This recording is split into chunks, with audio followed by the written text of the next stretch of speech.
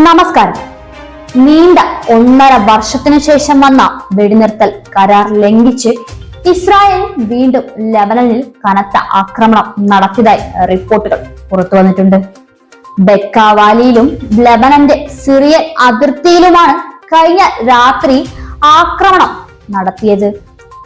Drone ആക്രമണത്തിൽ 2 പേർ കൊല്ലപ്പെട്ടതായി ലെബനൻ ആരോഗ്യ മന്ത്രി അറിയിച്ചതായി റിപ്പോർട്ടുകൾ പുറത്തു വന്നിട്ടുണ്ട്. ഹിസ്ബുല്ലയുടെ ഭൂഗർഭ ആയുധ കേന്ദ്രങ്ങളും ആയുധം കടത്തുന്ന മേഖലയിലുമാണ് ആക്രമിച്ചതെന്ന് ഇസ്രായേൽ സൈന്യം ന്യായീകരിച്ചു. വെടിനിർത്തൽ കരാർ പ്രകാരം ഇസ്രായേൽ സേനയെ ലെബനനിൽ നിന്ന് പിൻവലിക്കാനുള്ള സമയപരിധി നീട്ടി നൽകിയതിനെ തുടർന്ന് മേഖലയിൽ സംഘർഷാവസ്ഥ രൂക്ഷമായിരിക്കുകയാണ്.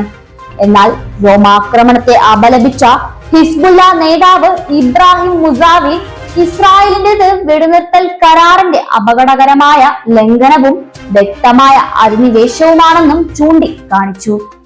ഇത്തരത്തിലുള്ള ഇസ്രായേലിന്റെ തുടർച്ചയായ ആക്രമണം ലെബനൻ തടയണമെന്നും ആവശ്യപ്പെട്ടു.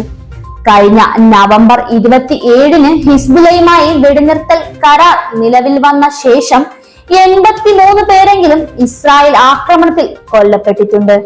മാത്രമല്ല, അതിർത്തി ഗ്രാമങ്ങളിലേക്ക് തിരിച്ചെത്തിയവർക്കു നേരെ സൈന്യം വെടിവെച്ചതിനെ തുടർന്ന് 228 പേർക്ക് പരിക്കേൽക്കുകയും ചെയ്തിരുന്നു.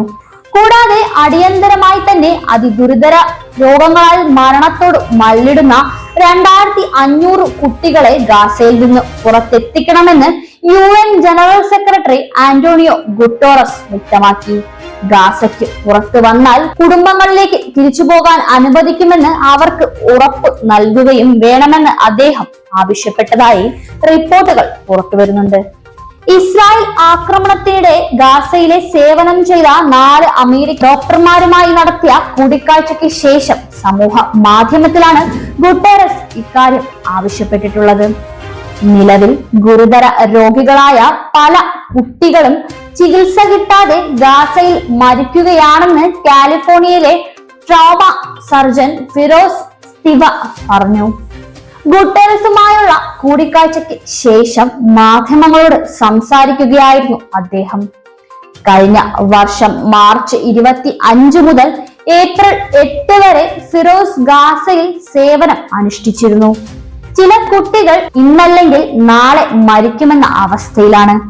ഭൂരിഭാഗം കുട്ടികൾക്കും ആവശ്യമായ നിസ്സാരമായ ചികിത്സ പോലും ഗാസയിൽ ലഭിക്കുന്നില്ലെന്നും അദ്ദേഹം പറഞ്ഞു വെച്ചു. ആക്രമണങ്ങളിൽ പരിക്കേറ്റതിനെ തുടർന്ന് കൈകാലുകൾ മുറിച്ചുമാറ്റിയ നിരവധി കുട്ടികൾക്ക് കൃത്രിമ അവയവങ്ങളോ പുനരധിവാസമോ ലഭിക്കുന്നില്ലെന്ന് സ്റ്റാൻഫോർഡ് സർവകലാശാല ഡോക്ടർ ആയിഷ ഖാനും ചൂണ്ടിക്കാട്ടി. കാലുകൾ മുറിച്ചു മാറ്റേണ്ടി വന്ന അനാഥരായ 2 പെൺകുട്ടികളുടെ ചിത്രം മാധ്യമ പ്രവർത്തകരെ കാണിച്ച ആയിഷ, ഗാസയിൽ നിന്നും ഒഴിപ്പിച്ചാൽ മാത്രമേ ഈ പെൺകുട്ടികൾ അതിജീവിക്കുമെന്നും പറയുകയുണ്ടായി. ഒന്നിൽ കൂടുതൽ പരിചാരകരുടെ സഹായത്തോടെ അല്ലാതെ കുട്ടികളെ പുറത്തു പോകാൻ ഇസ്രായേൽ അനുവദിക്കുന്നില്ല. ഈ കുട്ടികളെ ചികിത്സയ്ക്ക് പുറത്തു കൊണ്ടുപോകാൻ ബന്ധുക്കൾ തയ്യാറായിരുന്നു. പക്ഷേ ബന്ധുവിന്റെ പിഞ്ചു കുഞ്ഞിനെ കൂടെ കൊണ്ടുപോകാൻ സമ്മതിക്കില്ലെന്നാണ് ഇസ്രായേൽ സൈന്യം പറയുന്നതെന്നും കഴിഞ്ഞ നവംബർ മുതൽ ജനുവരി വരെ ഗാസയിൽ ആതുര സേവനം ചെയ്ത ആയിഷ കൂട്ടിച്ചേർത്തു. ഗാസയിൽ 2500 കുട്ടികളടക്കം 12000 പേർ അടിയന്തര ചികിത്സയ്ക്ക് പുറത്തേക്ക് പോകാൻ കാത്തിരിക്കുകയാണെന്നും വെടിനിർത്തൽ നടപ്പിൽ വരുന്നതിന് മുൻപ് ലോകാരോഗ്യ സംഘടന അറിയിച്ചിരുന്നു. കൂടാതെ ഹമാസ് ഇന്ന് 3 ബന്ദികളെ കൂടി മോചിപ്പിക്കും. യാർദൻ ബിബാസിനെയും മറ്റു 2 പേരെയും ഇന്ന് മോചിപ്പിക്കുമെന്നും ഹമാസ് അറിയിച്ചിട്ടുണ്ട്. പകരം മോചിപ്പിക്കുന്ന ഫലസ്തീൻ തടവുകാരുടെ എണ്ണം ഇസ്രായേൽ ഇതുവരെ പ്രഖ്യാപിച്ചിട്ടില്ല എന്നും റിപ്പോർട്ടുകൾ പുറത്തു വന്നിട്ടുണ്ട്. ബിബാസിന്റെ മക്കളായ കിഫ്ര, എരിയൻ, ഭാര്യ ഷിരി എന്നിവർ എവിടെയാണെന്നും വ്യക്തമല്ല. ഇവർ ഇസ്രായേലിന്റെ ബോംബാക്രമണത്തിൽ കൊല്ലപ്പെട്ടെന്ന് ഹമാസ് മുൻപ് വെളിപ്പെടുത്തിയിരുന്നു.